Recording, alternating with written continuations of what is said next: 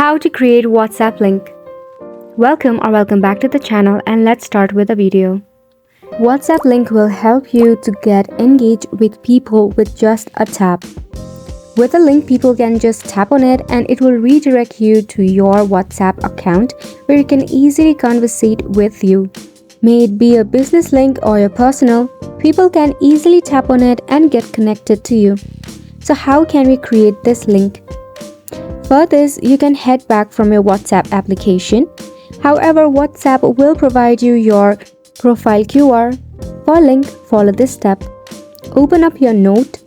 Now in here you have to type in https://wo.me, then backslash and your number.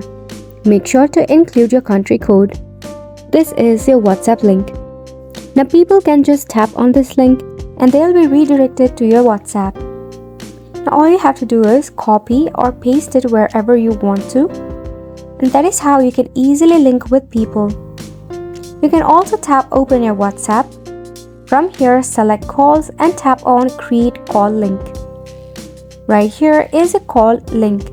However, this is for virtual calls, just like your Zoom meeting. And that is all for this video as well. Thank you so much for tuning in.